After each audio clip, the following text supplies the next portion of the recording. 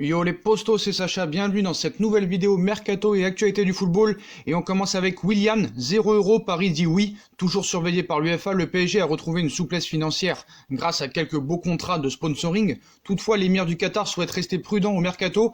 Le FC Barcelone et le Paris Saint-Germain seraient en pole position pour attirer Willian dans leur filet. Le Paris Saint-Germain sera en mesure d'investir de grosses sommes afin de renforcer certains postes stratégiques comme celui de défenseur central. Mais comme l'été dernier, Navas, Herrera, Gaï, la direction parisienne tentera de boucler quelques bonnes opérations à moindre coût. Dans l'optique du prochain mercato estival, Leonardo et Nasser Al-Khelaifi ont d'ores et déjà repéré quelques dossiers très intéressants avec des joueurs en fin de contrat. C'est notamment le cas de Willian, lequel ne prolongera pas son bail avec Chelsea et qui sera libre de tout contrat cet été. Il y a quelques semaines, c'est la presse anglaise qui informait de l'intérêt du Paris Saint-Germain pour le Brésilien de Chelsea. Et au cours des dernières heures, cette information a trouvé une confirmation en France puisque selon les informations obtenues par Soccerlink, un club français dont le nom n'a pas filtré souhaite bel et bien recruter Willian. Au vu du salaire de l'attaquant de Chelsea qui perçoit plus de 6 millions d'euros par an à Chelsea, il n'y a bien évidemment que le Paris Saint-Germain qui est en mesure de s'aligner. D'autant que l'international auriverde réclamera logiquement une juteuse prime à la signature au vu de son âge, 31 ans. Reste à savoir si le Paris Saint-Germain parviendra à rafler la mise en recrutant Willian, lequel figure également dans le viseur du FC Barcelone dont l'objectif est aussi de se renforcer à moindre coût en sautant sur de telles opportunités au mercato. La lutte fera rage donc pour Willian.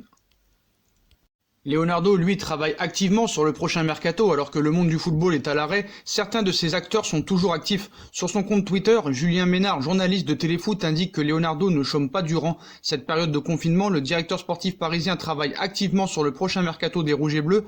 Plusieurs postes sont ciblés, avec en priorité le poste de latéral gauche, Layvin Kurzawa en fin de contrat et en défense centrale, Thiago Silva en fin de contrat. Le journaliste explique enfin que les dossiers les plus chauds de Leonardo sont ceux des joueurs en fin de contrat, Thiago Silva, Thomas Meunier, Layvin Kurzawa et Adil Aouchiche. Le cas de Mauro Icardi, prêté avec option d'achat par l'Inter de Milan, 65 millions d'euros, est aussi une priorité. On va y revenir plus tard dans la vidéo. En ce qui concerne Thiago Silva, Paolo Tonietto, agent de Thiago Silva, évoque un possible retour au Milan, en fin de contrat le 30 juin ou plus certainement à la fin de saison 2019-2020. Thiago Silva ne sait pas encore s'il sera toujours au Paris Saint-Germain la saison prochaine. Au Monstro n'a pas encore reçu de proposition de prolongation de contrat et il pourrait donc vivre ses dernières heures en rouge et bleu. Alors qu'il a annoncé qu'il aimerait bien revenir à Fluminense avant la fin de sa carrière, il pourrait également retrouver son ancien club, l'AC Milan. Pour Milan News, Paolo Tonietto, agent de l'international brésilien, a évoqué un possible retour de son joueur en Lombardie. Il cite « Dans le football, tout est possible, mais nous devons attendre ce qui se passera à cause de la pandémie. Il a une grande admiration pour le Milan. Les années qu'il a passées là-bas entre 2009 et 2012 ont marqué sa carrière. Il connaît la grande affection des fans. » Et Léo serait toujours en embuscade pour Ivan Rakitic. Le FC Barcelone souhaite tourner la page Ivan Rakitic. Leonardo songerait à le recruter au Paris Saint-Germain. Cependant, le Croate aurait une préférence pour la suite de sa carrière qui pourrait faire capoter l'opération. Arrivé en 2014 en provenance du FC Séville au FC Barcelone, Ivan Rakitic s'est tout de suite imposé dans l'entrejeu du Barça et a même marqué lors de la finale de la Ligue des Champions face à la Juventus de Turin 3-1 lors de sa première saison sous les couleurs blaugrana. Au fil des années, Rakitic a formé un milieu de terrain de grande qualité avec Sergio Busquets, mais avec l'arrivée de Frenkie de Jong l'été dernier, son rôle a quelque peu évolué.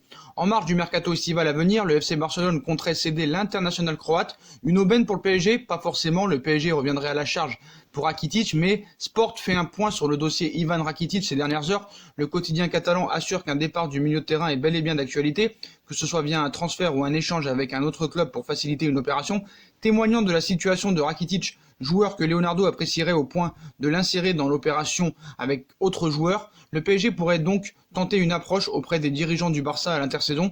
Le FC Barcelone réclamerait une indemnité de transfert supérieure aux 20 millions d'euros que le FC Séville serait prêt à débourser. Le club andalou refuserait d'aller au-dessus de cet investissement et une signature à Séville serait la priorité de Ivan Rakitic, souhaitant rester en Espagne. Affaire à suivre donc.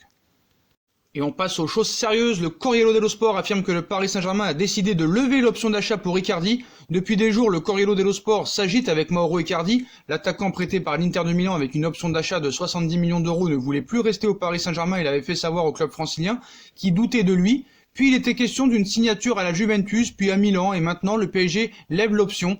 Dans le peu fiable journal sportif romain, Chacun peut désormais lire qu'après une longue réflexion, le Paris Saint-Germain a choisi de recruter Mauro Icardi et de verser 70 millions d'euros au Nerazzurri, d'autant plus que si Thomas Tuchel et Leonardo n'étaient pas sur la même ligne concernant l'attaquant argentin en tant que successeur d'Edinson Cavani, l'entraîneur allemand pourrait ne plus être sur le banc la saison prochaine, explique le Corriere dello Sport. Le seul doute désormais concerne son épouse manager Wanda Nara, qui n'a jamais caché qu'elle préférait l'avoir en Italie en famille. Mauro Icardi est actuellement confiné dans sa résidence à proximité du lac de Côme avec sa famille justement, mais voilà, quoi qu'il en soit, on le savait depuis très longtemps que c'était bouclé déjà depuis la réunion après le match contre Reims, défaite 2-0 du Paris Saint-Germain, que la prolongation de contrat de Neymar et Mbappé était actée, mais que ce serait officialisé dans les mois à venir. Puis la levée d'option d'achat de Mauro Icardi était aussi bouclée. Après, vous connaissez la presse italienne, espagnole, hein, toujours vouloir faire vendre. Mais voilà, c'est pour ça que ces derniers jours, je vous en ai pas parlé. Tout le monde s'est agité. Oh, Mauro Icardi veut partir, Mauro Icardi veut partir. Non, c'était bien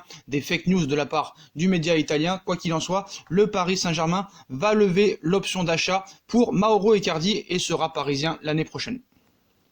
Le Real Madrid dit non à un retour de Ronaldo, alors que l'Italie évoque une possible vente de Cristiano Ronaldo. Le Real Madrid n'envisage pas du tout un retour de l'attaquant de la Juventus de Turin. L'Espagne stoppe déjà la rumeur Cristiano Ronaldo, alors que la presse italienne spécule sur un possible retour de l'attaquant de 35 ans au Real Madrid.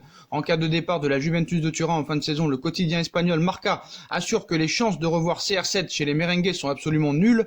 Le Real Madrid ne veut pas de Cristiano Ronaldo. Le journal madrilène a eu la confirmation qu'un retour de Cristiano Ronaldo n'est pas envisagé. Cela ne rentre pas dans la politique sportive du club, assure-t-on au sein de la Casablanca. Le président Florentino Pérez tient le Portugais en haute estime, mais son temps est passé et les objectifs sportifs sont différents, expliquent des sources bien placées au sein de la direction madrilène. Le Real Madrid est davantage tourné vers le recrutement des jeunes joueurs pour assurer l'avenir. Sa grande priorité dans le secteur offensif reste le transfert de Kylian Mbappé, 21 ans, sous contrat jusqu'en juin 2022 avec le Paris Saint-Germain. A priori, les merengues veulent patienter jusqu'en 2021 pour profiter de la situation contractuelle du Parisien. Un avenir flou à cause de cette épidémie. En Italie, le départ de CR7 est évoqué à cause de la crise économique liée à cette pandémie. Forcé de réduire ses dépenses, la Juve envisage de se séparer de sa superstar si celle-ci n'accepte pas une baisse de son salaire, estimé à environ 5 millions d'euros bruts par mois. En cas de vente, la vieille dame espère récupérer au moins 70 millions d'euros. D'ailleurs, le Real Madrid a décidé aussi de reporter ses plans pour Kylian Mbappé. Cette crise et cette épidémie n'a pas seulement provoqué l'arrêt des championnats, elle aura également des conséquences sur le mercato. Et en Espagne, il se confirme que Kylian Mbappé va bien devoir patienter un an minimum de plus avant de rejoindre peut-être la Casablanca. Ces dernières semaines, la planète football ne pensait pas devoir s'arrêter aussi brutalement et envisage de terminer cette saison 2019-2020 carrément durant l'automne, voire l'hiver 2020. Un chamboulement lié à cette épidémie, une pandémie ayant frappé durement les clubs et qui se mêle visiblement d'un des sujets les plus brûlants du monde du ballon rond, le mercato. Depuis plusieurs semaines, de nombreux bouleversements sont prédits ici et là. Outre la question des joueurs censés être libres de tout contrat en juin prochain, plusieurs observateurs estiment qu'il faudra oublier les transferts à plus de 100 millions d'euros. Et hier, l'équipe a laissé entendre que les envies d'ailleurs de Neymar et de Kylian Mbappé avaient de fortes chances d'être remises à plus tard. Qu'il vente, qu'il neige ou qu'il pleuve, Mbappé restera, c'est une volonté de l'émir, a même indiqué un proche de Doha au journal.